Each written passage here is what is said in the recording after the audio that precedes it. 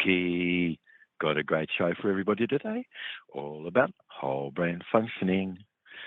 Yeah, and the pleasure and aversion map. It's interesting, of course, because as you're in whole brain functioning, it's research that was done at NYU through the 80s and 90s, and Annie and I did a lot of work where that all this is, and it really was discovering things quite incredible, because most people really only had a snapshot, but didn't know how you could determine things going on inside by things happening on the outside. So that was a task for us to put together a beautiful map and measure and determine the degree of whole brain patterning that was existing. And it was really easily seen, of course, that the right hemisphere specializes in aversion, and the septal region of the brain that's involved where pleasure is engages ever more left hemisphere function relative. Yes, it does.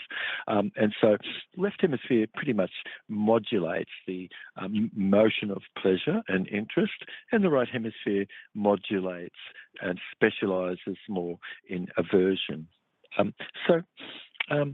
Where you have pleasure, it neurologically inhibits the aversive componentry and vice versa, you see. So aversion tends to cause a little bit more left-sided body movement, because 80% of the nerves cross over from the right hemisphere to the left. So the right hemisphere is a bit more involved in aversion. And so you're going to see a little bit more movements and things initiating that on the left side. So pleasure neurologically inhibits aversion, and pleasure is engaged more where the left hemisphere is, and 80% of the nerves cross over, and so it's right-sided movement and things a bit more. And you do see all of this. You can see perfectly how the hemispheres of the brain are engaged in the mediation of mood. And part of the reason why, certainly, you want people feeling good to be able to make proper decisions as they can together. Okay. So muscles follow this pattern. Yes, they do. So pleasure opens you up and engages all the extensor muscles, and aversion contracts. And the flexor muscles are the ones that actually it engages and is more connected to, and they shorten your limbs. Okay. So the systems really oppose and inhibit each other, and neurologically, physiologically, there's a bit of a rhythm going on. And the brain weighs aversion 3 times stronger, more than pleasure. Okay. So, our brain is really set up a little bit more for protection and memory of what needs to protect you, and having a good time. Yeah, that's okay. Not too memorable per se, and you've got to add all of that up, those pleasure states, and chain them together to access a resource state to be able to collapse any stuck state into it. This is sort of part of the logarithm of whole brain patterning. So fear and withdrawal and anxiety and those sorts of things really are incongruent and polarized and dissociated. This sort of really engages ever more right hemisphere and left body movement and things. So overall, the amygdala, which is engaged in regulating more, fear, and heightened stress, where urgeness is to avoid us, and things and stuff like that. And you're going to see a bit more isolation, those sorts of things. Your frontal cortex is where your executive guidance is, and you're only going to get in there through interest and pleasure. The frontal cortex is really grown out of a neurology which implicates pleasure and interest. Okay.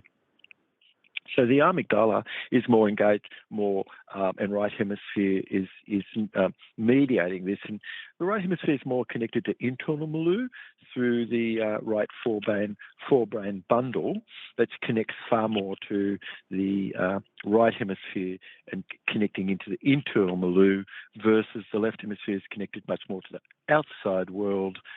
And it connects to the front of the brain and to the back of the brain, okay, much more strongly, basically. There's no left-right reversals, none. Yeah.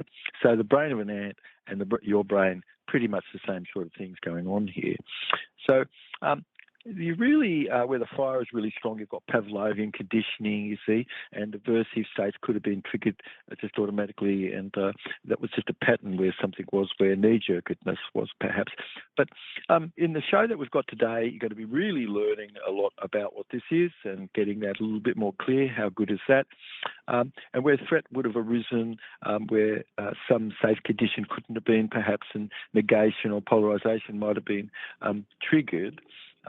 What over alertness and all sorts of antisocial sorts of default could be there, because aversion is state specific with aversion. You see, you can't mix that up with pleasure. So depression, withdrawal, and all of that sort of thing is learned helpless, and right hemisphere more involved, more internal mood, and left hemisphere a little bit more neurologically inhibited, front cortex neurologically inhibited, and pretty much a bit about brain stem and right hemisphere going on there. That's all.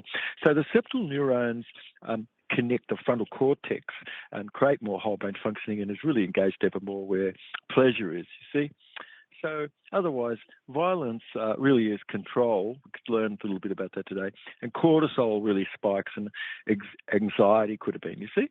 So whole brain functioning really identifies the systems where your vestibular senses use, you're moving toward and bringing things within, and you're using direction this way versus outside and away, which is more adverse. So the root cause really is looking at the the non-lexical and lexical syntax that you're using, you see. And whole brain functioning and cell rejuvenation are things all go hand in hand with each other. Otherwise, gosh, aversion is state specific with that, and prolonged social isolation, gosh, going to have a shrunken brain. Yes, it shrinks the grey matter. So loss of septal volume, which really engages pleasure in these sorts of things, and hypertrophy more of the aversive centre. And those things could have gone on, you see.